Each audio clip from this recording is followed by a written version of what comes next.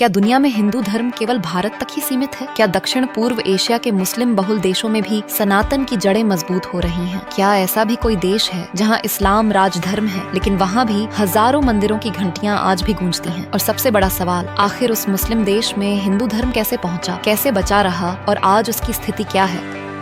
नमस्कार, आप देख रहे हैं मिस्ट्री ऑफ आर्यावर्त और आज हम आपको लेकर चलेंगे उस देश की यात्रा पर जिसके इतिहास और संस्कृति में भारत की छाप आज भी साफ दिखाई देती है। दोस्तों, आज की कहानी है मलेशिया की। जब भी मलेशिया का नाम आता है तो लोगों के दिमाग में सबसे पहले ऊंची ऊंची इमारतें, आधुनिक सड़कें, पेट्रोनास ट्विन टावर्स और खूबसूरत समुद्र तट आते हैं। लेकिन बहुत कम लोग जानते हैं कि यही धरती आज भी भारतीय संस्कृति और सनातन सभ्यता के अनेक जीवित प्रमाण अपने भीतर समेटे हुए हैं। यहाँ भगवान शिव, माता काली, भगवान मुरुगन, भगवान गणेश, भगवान विष्णु, श्री राम और श्री कृष्ण के लाखों श्रद्धालु रहते हैं। हजारों मंदिरों में प्रतिदिन पूजा होती है और हर वर्ष लाखों लोग हिंदू त्योहारों में शामिल होते हैं। इसीलिए मलेशिया को केवल एक मुस्लिम देश कह देना उसकी पूरी कहानी नहीं बताता। सबसे पहले देश को समझते हैं। मलेशिया दक्षिण पूर्व एशिया में स्थित एक महत्वपूर्ण देश है। इसकी राजधानी कुआलालंपुर है, जबकि प्रशासनिक राजधानी पुत्रजया मानी जाती है। यह देश आधुनिक विकास, व्यापार, पर्यटन, प्राकृतिक संसाधनों और बहुसांस्कृतिक समाज के लिए पूरी दुनिया में प्रसिद्ध है। यहाँ मलय, चीनी,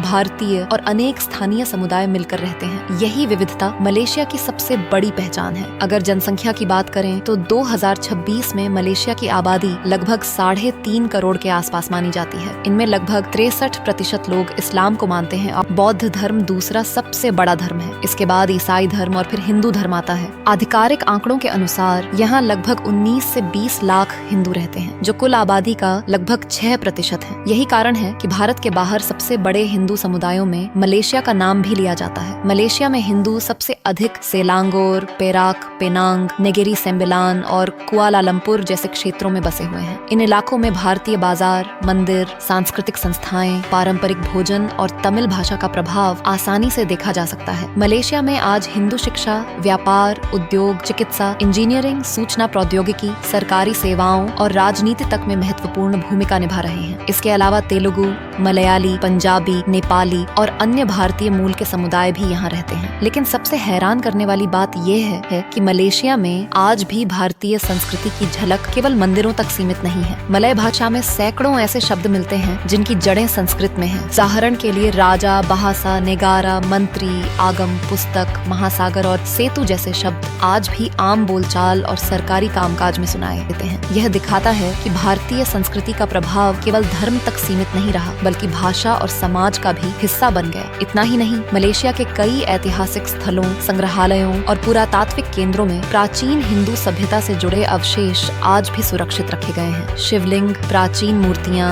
मंदिरों के अवशेष और संस्कृत से जुड़े शिलालेख इस बात की गवाही देते हैं कि भारतीय संस्कृति ने इस भूमि पर कभी गहरी छाप छोड़ी थी। इसके अलावा देश के पर्यटन प्रचार, डाक टिकटों, सांस्कृतिक कार्यक्रमों और अंतर्राष्ट्रीय पहचान में बाटू गुफा स्थित भगवान मुरुगन की विशाल प्रतिमा को प्रमुख स्थान दिया जाता है। यही प्रतिमा आज मलेशिया की सबसे प्रसिद्ध धार्मिक पहचान बन चुकी है कि हर वर्ष लाखों पर्यटक इसे देखने पहुंचते हैं। यही वजह है कि मलेशिया में सनातन केवल पूजा तक सीमित नहीं है, बल्कि भाषा, संस्कृति, स्थापत्य, त्योहारों और सामाजिक जीवन में भी उसकी छाप साफ दिखाई देती है। अब सवाल ये है कि आखिर एक मुस्लिम बहुल देश में हिंदू समाज अपनी परंपराओं और पहचान को कैसे बचाए हुए है? इसका सबसे बड़ा जवाब है वहाँ के मंदिर। लेकिन ये मंदिर केवल पूजा के स्थान नहीं है। यही मंदिर भारतीय संस्कृति, भाषा, परंपरा और सनातन की पहचान को पीढ़ी दर पीढ़ी आगे बढ़ाने का सबसे बड़ा माध्यम बने हुए हैं। आज मलेशिया में 1000 से भी अधिक हिंदू मंदिर और छोटे बड़े पूजा स्थल मौजूद हैं। इनमें कुछ मंदिर सैकड़ों वर्ष पुराने हैं, जबकि कई मंदिर पिछले 150 वर्षों में भारतीय समुदाय ने बनवाए। इन मंदिरों में भगवान शिव,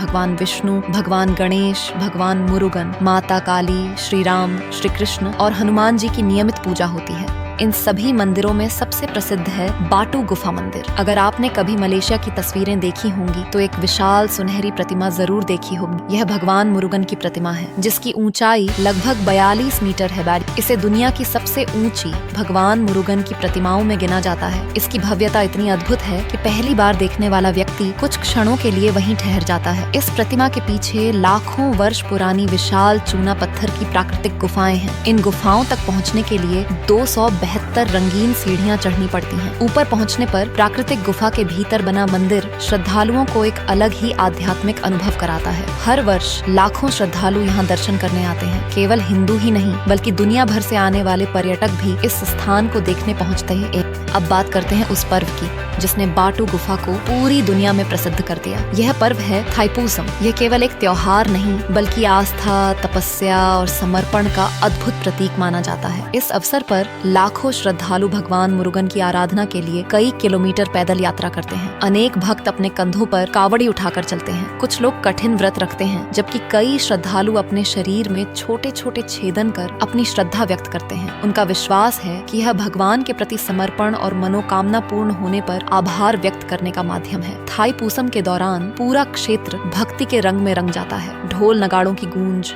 मंत्रोच्चार, भजन और लाखों श्रद्धालुओं की उपस्थिति ऐसा दृश्य प्रस्तुत करती है जिसे देखने के लिए दुनिया भर से पर्यटक आते हैं। यही कारण है कि यह पर्व धार्मिक महत्व के साथ साथ मलेशिया के पर्यटन की पहचान भी बन चुका है। बाटू गुफा के अलावा कुआलालंपुर का श्री महामारियम्मन मंदिर भी अत्यंत प्रसिद्ध है। यह शहर के सबसे पुराने हिंदू मंदिरों में गिना जाता है। इसका भव्य गोपुरम दक्षिण भारतीय शैली की अद्भुत कारीगरी का उदाहरण है। पेनांग का अरुलमेगु बाला थंडायुथपानी मंदिर भी भगवान मुरुगन को समर्पित एक प्रमुख तीर्थ है। ऊंची पहाड़ी पर स्थित यह मंदिर अपनी सुंदर वास्तुकला और धार्मिक महत्व के लिए जाना जाता है। इसके अलावा श्री सुब्रमण्यम स्वामी मंदिर, श्री कंदस्वामी मंदिर, श्री महाकाली अम्मन मंदिर, श्री गणेश मंदिर और भगवान विष्णु के अनेक मंदिर अलग अलग राज्यों में स्थित है। इन मंदिरों में केवल पूजा ही नहीं होती बल्कि बच्चों को भारतीय भाषाएं, धार्मिक ग्रंथ, संगीत, भरतनाट्यम, शास्त्रीय नृत्य और संस्कृति की शिक्षा भी दी जाती है। अगर त्योहारों की बात करें, दीपावली मलेशिया के हिंदुओं का सबसे बड़ा पर्व है। इस दिन घरों को दीपों और रंगोलियों से सजाया जाता है। परिवार एक दूसरे के घर जाते हैं, विशेष व्यंजन बनाए जाते हैं और मंदिरों में विशेष पूजा होती है। सबसे खास बात यह है कि मलेशिया में दीपावली राष्ट्रीय स्तर पर सार्वजनिक अवकाश के रूप में मनाई जाती है, जिससे इसकी सामाजिक और सांस्कृतिक महत्ता का भी पता चलता है। इसके अलावा पोंगल भी वहाँ पूरे उत्साह से मनाया जाता है। यह किसानों और प्रकृति के प्रति आभार व्यक्त करने का पर्व है। लोग नए बर्तन में दूध और चावल उबालते हैं, सूर्य देव की पूजा करते हैं और परिवार के साथ इस उत्सव को मनाते हैं। नवरात्रि, श्री कृष्ण जन्माष्टमी, रामनवमी, गणेश चतुर्थी, महाशिवरात्रि, हनुमान जयंती और तमिल नववर्ष जैसे पर्व भी पूरे उत्साह से मनाए जाते हैं। इन अवसरों पर मंदिरों में विशेष पूजा, भजन, सांस्कृतिक कार्यक्रम, शोभा यात्राएं और भंडारों का आयोजन होता है। दिलचस्प बात यह है कि इन धार्मिक आयोजनों में कई बार दूसरे धर्मों के लोग भी शामिल होते हैं। इससे मलेशिया की बहुसांस्कृतिक पहचान और अधिक मजबूत होती है। हालांकि समय समय पर कुछ मंदिरों की भूमि और कानूनी स्थिति को लेकर विवाद भी सामने आए हैं, लेकिन इसके बावजूद वहाँ का हिंदू समुदाय अपनी धार्मिक परंपराओं और सांस्कृतिक विरासत को आज भी मजबूती से संभाले हुए है। आज भारत और मलेशिया केवल इतिहास से ही नहीं जुड़े हैं बल्कि व्यापार, शिक्षा, पर्यटन, सूचना प्रौद्योगिकी, स्वास्थ्य, रक्षा और निवेश जैसे अनेक क्षेत्रों में भी दोनों देशों के संबंध लगातार मजबूत हो रहे हैं। हर वर्ष हजारों भारतीय छात्र, व्यापारी और पर्यटक मलेशिया पहुंचते हैं, जबकि बड़ी संख्या में मलेशियाई नागरिक भी भारत की यात्रा करते हैं। दोनों देशों के बीच सांस्कृतिक कार्यक्रम, धार्मिक यात्राएं और आर्थिक सहयोग भी लगातार बढ़ रहा है। अब सबसे बड़ा ये है कि क्या मलेशिया में हिंदू धर्म का विस्तार हो रहा है? तो जवाब है हाँ, क्योंकि अगर केवल संख्या की बात करें तो भारतीय मूल की आबादी के स्वाभाविक विकास और भारत से शिक्षा, व्यापार तथा रोजगार के लिए पहुंचने वाले लोगों के कारण हिंदू समुदाय की संख्या धीरे धीरे बढ़ रही है। लेकिन प्रतिशत के हिसाब से ये बहुत तेज वृद्धि नहीं दिखाई देती, क्योंकि मलेशिया की कुल आबादी भी लगातार बढ़ रही है। हालांकि एक बड़ा बदलाव जरूर देखने को मिल रहा है। वहाँ की नई पीढ़ी अपनी संस्कृति और धार्मिक पहचान के प्रति पहले की तुलना में अधिक जागरूक हो रही है। मंदिरों में धार्मिक शिक्षा, तमिल भाषा का संरक्षण, भारतीय शास्त्रीय संगीत, भरतनाट्यम, योग, वेद और सांस्कृतिक कार्यक्रमों के माध्यम से बच्चों और युवाओं को अपनी जड़ों से जोड़ने का प्रयास किया जा रहा है। सोशल मीडिया और डिजिटल माध्यमों ने भी इस जागरूकता को नई गति दी है, लेकिन हर कहानी का दूसरा पक्ष भी होता है। आधुनिक जीवन शैली, शहरीकरण, बदलती सामाजिक परिस्थितियां, दूसरे देशों में पलायन और समय समय पर मंदिरों की भूमि तथा कानूनी मामलों से जुड़े विवाद हिंदू समुदाय के सामने चुनौतियां भी खड़ी करते हैं। जाते हैं। इसके बावजूद समुदाय ने अपनी धार्मिक आस्था और सांस्कृतिक विरासत को जीवित रखने का प्रयास लगातार जारी रखा है। अगर भविष्य की बात करें तो विशेषज्ञों का मानना है कि मलेशिया में हिंदू धर्म समाप्त होने वाला नहीं है। इसका सबसे बड़ा कारण वहाँ का संगठित भारतीय समुदाय, मजबूत पारिवारिक व्यवस्था, सक्रिय मंदिर, सांस्कृतिक संस्थाएं और नई पीढ़ी को अपनी परंपराओं से जोड़ने के निरंतर प्रयास हैं। आने वाले वर्षों में संख्या में बहुत बड़ा बदलाव भले न दिखाई दे, लेकिन अपनी धार्मिक और सांस्कृतिक पहचान को सुरक्षित रखने की दिशा में यह समुदाय पहले से अधिक संगठित और जागरूक हो सकता है। यही मलेशिया की सबसे बड़ी कहानी है। यह केवल एक मुस्लिम बहुल देश की कहानी नहीं है, बल्कि उस भूमि की कहानी है